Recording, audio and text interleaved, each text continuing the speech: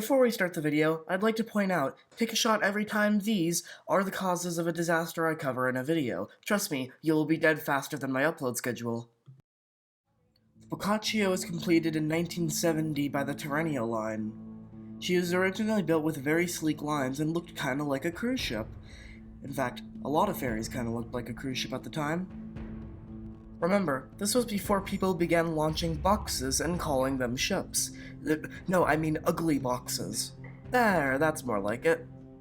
Anyways, in 1991, she was refitted to be whatever this thing is, and although it may look very ugly and unstable, since the upper decks were actually smaller and thinner than the lower decks, and they added sponsons, the test proved successful. In 1999, her and her sisters, which all had the same refit, were sold to Salam Shipping. They were then converted in Genoa before setting off for Egypt. The ships' names weren't changed that drastically. All it was an Al-Salam and a number added into the original name. Actually, if you watched one of my Ugly Ships videos, you'd actually know this company, and you'd know their history with corruption and sinkings. Actually, this was going to be an Ugly Ships video, then I realized it actually fits more well into the unsolved category. I'll explain a bit later, but anyways, let's get back to the ship's history. She departed Duba in Saudi Arabia on the 3rd of February 2006, which is 16 years ago as of uploading this video. Anyways, shortly into the voyage, a fire was reported somewhere in the lower areas of the ship. It was either a storage hold or the engine room. No one really knows. Although passengers could smell smoke, they assumed it was smoke from the engines, which, if it was, that's also not normal. Anyways, she shut off her lights in order to not indicate an emergency, because the captain contacted the shore command, and they said to continue on, because then they would have to turn back and probably get into some problems. And run into some problems they did. The crew members just splashed water anywhere into the lower areas of the ship that they could because they didn't know where the fire was, so they were basically knowingly flooding the ship in order to contain the fire. The ferry industry, everyone. Anyways, eventually this caused the ship to list so bad, and she finally capsized in only 10 minutes, taking many people with her. And this is where people begin to facepalm. Eventually, there was another ship that was sailing nearby to the correct site, but it didn't want to load anyone on board in fear of overcrowding.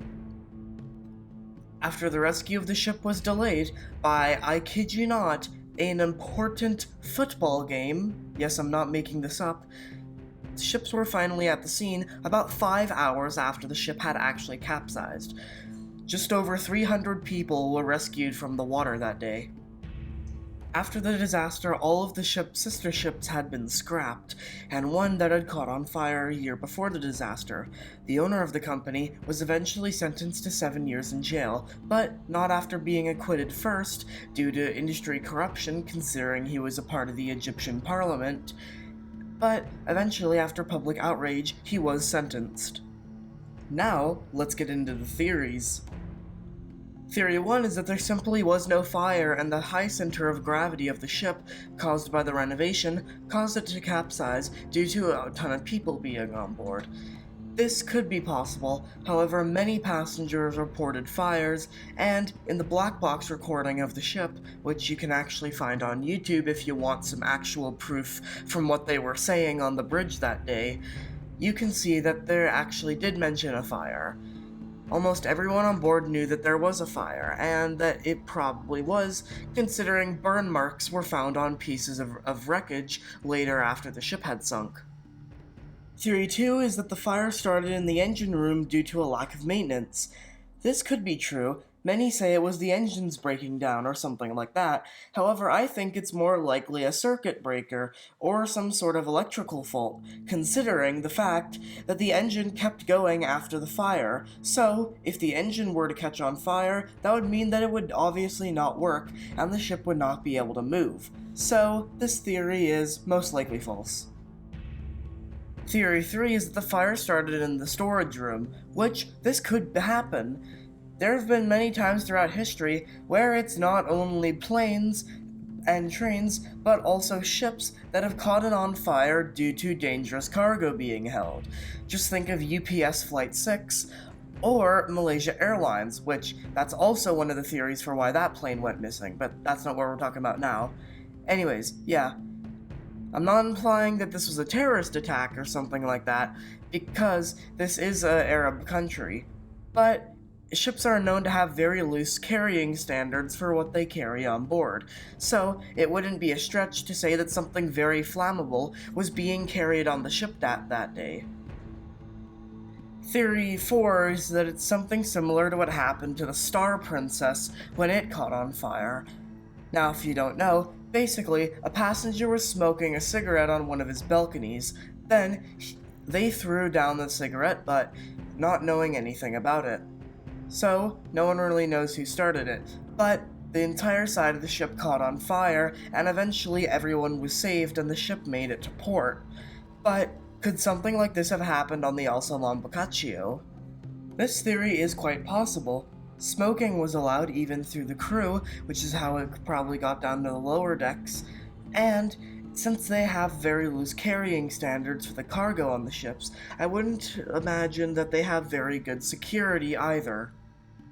This theory would explain a lot, like how the fire got down there, and also would explain how no one took responsibility because they probably thought that they extinguished their smoking thing, then threw the cigarette, and it caught on fire in the cargo hold, the engine room, wherever else it would have caught on fire.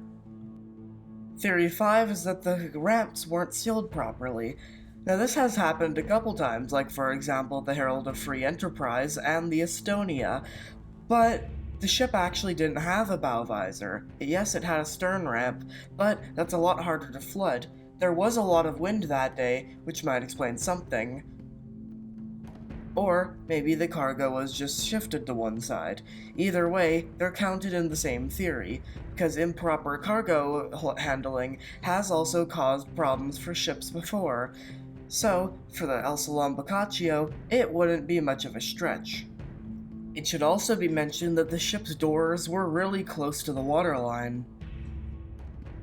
Either way, the company still operates today, albeit with much safer safety standards after much of the public has lost trust in them. The disaster ended up being one of the worst maritime disasters in history. With the ship at the bottom of the sea, nothing else coming forward, and corruption still rampant in Egypt, the mystery of the Salam Boccaccio 98 will remain unsolved.